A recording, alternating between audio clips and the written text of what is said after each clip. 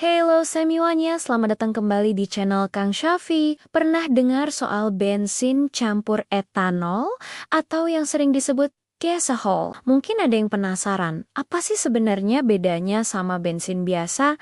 Apakah lebih bagus atau malah bisa merusak mesin? Nah, di video kali ini, kita akan kupas tuntas semua tentang campuran etanol dan bensin, mulai dari efek baiknya sampai efek buruknya. Jadi, pastikan kalian tonton sampai habis ya, biar nggak salah kaprah dan bisa bikin keputusan yang tepat buat kendaraan kesayangan kalian. Pertama, kita bahas dulu apa itu etanol. Etanol ini sebenarnya adalah sejenis alkohol yang bisa dibuat dari berbagai sumber nabati, seperti tebu, jagung, atau singkong. Proses pembuatannya melalui fermentasi. Karena berasal dari tumbuhan, etanol dianggap sebagai sumber energi terbarukan. Nah, di banyak negara, termasuk di Indonesia, etanol ini mulai dicampurkan ke dalam bensin dengan kadar tertentu. Tujuannya macam-macam, mulai dari alasan lingkungan sampai ekonomi. Campuran ini yang kita kenal sebagai gasohol atau bioetanol. Misalnya, kalau kalian lihat ada kode E10 di pom bensin, itu artinya bensinnya mengandung 10% etanol dan 90% bensin murni. Sekarang, kita masuk ke bagian yang paling ditunggu-tunggu. Apa saja sih efek baiknya? Yang pertama dan paling sering digembar-gemborkan adalah soal lingkungan. Etanol punya kandungan oksigen yang lebih tinggi dibanding bensin. Artinya apa? Artinya, proses pembakaran di dalam mesin jadi lebih sempurna. Pembakaran yang lebih sempurna akan mengurangi emisi gas berbahaya seperti karbon monoksida. Jadi, secara teori, penggunaan bensin campur etanol bisa membantu mengurangi polusi udara. Ini jelas jadi nilai plus, apalagi di kota-kota besar yang tingkat polusinya sudah cukup mengkhawatirkan. Efek baik yang kedua adalah peningkatan angka oktan. Angka oktan ini kan penentu seberapa tahan bensin terhadap kompresi sebelum terbakar sendiri. Semakin tinggi oktannya, semakin bagus untuk mesin berkompresi tinggi, karena bisa mencegah knocking atau ngelitik. Nah, etanol murni itu punya angka oktan yang tinggi banget, bisa di atas ke 100, jadi waktu dicampurkan ke bensin, otomatis angka oktan campuran itu jadi ikut naik. Misalnya, bensin oktan 90 dicampur etanol bisa jadi setara oktan 92 atau bahkan lebih tergantung persentasenya. Efeknya, tarikan mesin bisa terasa lebih responsif dan bertenaga. Selain itu, dari sisi ketahanan energi nasional, penggunaan etanol juga ada untungnya. Karena etanol bisa diproduksi dari tanaman lokal seperti tebu dan singkong, ini bisa mengurangi ketergantungan kita pada impor minyak bumi. Bayangkan, kalau kita bisa memproduksi bahan bakar sendiri dari sumber daya alam yang kita punya, tentu ini akan sangat bagus untuk kemandirian energi dan perekonomian negara. Para petani juga bisa ikut merasakan manfaatnya karena hasil panen mereka punya pasar baru. Jadi ada efek domino positif ke sektor pertanian juga. Terakhir, ada juga efek pendinginan. Etanol punya sifat menyerap panas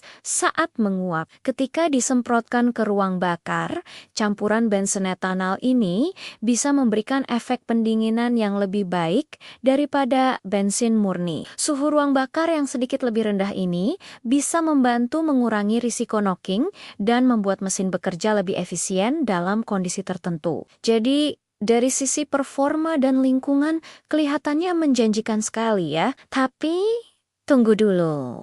Seperti dua sisi mata uang. Ada baiknya, pasti ada juga buruknya. Sekarang, mari kita bedah sisi gelapnya. Atau efek buruk dari mencampur etanol dengan bensin. Masalah pertama yang paling sering dikhawatirkan banyak orang adalah sifat korosif dari etanol. Etanol itu bersifat higroskopis, artinya dia sangat suka menyerap air.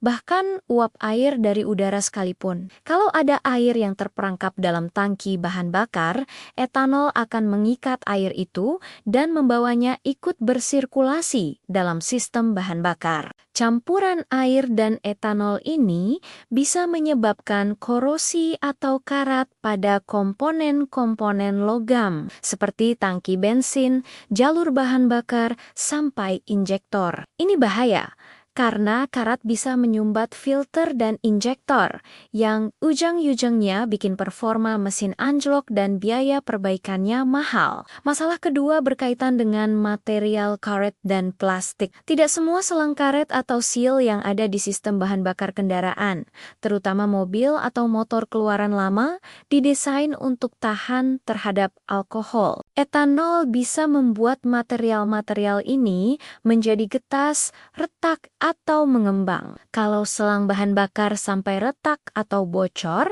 risikonya sangat besar, bisa menyebabkan kebakaran. Makanya, sangat penting untuk memastikan kendaraan kalian memang sudah kompatibel atau flex fuel sebelum memutuskan untuk rutin menggunakan bensin dengan kadar etanol tinggi. Biasanya, mobil-mobil modern sudah dirancang lebih tahan, tapi untuk kendaraan lawas, ini adalah risiko yang nyata. Efek buruk selanjutnya adalah soal efisiensi bahan bakar, meskipun oktannya lebih tinggi. Tapi, nilai energi yang terkandung dalam etanol itu sekitar 30% lebih rendah daripada bensin murni. Artinya, untuk menghasilkan tenaga yang sama, mesin butuh membakar lebih banyak campuran bensin etanol dibandingkan bensin murni. Imbasnya, konsumsi bahan bakar jadi sedikit lebih boros. Mungkin kalian merasa tarikannya enak, tapi coba deh hitung jarak tempuh per liternya. Kemungkinan besar akan ada sedikit penurunan. Jadi, kalau tujuan utamanya mau super irit, gasohol mungkin bukan jawaban yang paling tepat. Ada trade-off antara performa dan efisiensi di sini. Lalu, ada juga potensi masalah phase separation atau pemisahan fasa. Ini terjadi kalau kadar air yang terserap oleh etanol sudah terlalu banyak. Etanol dan air akan memisahkan diri dari bensin dan mengendap di dasar tangki.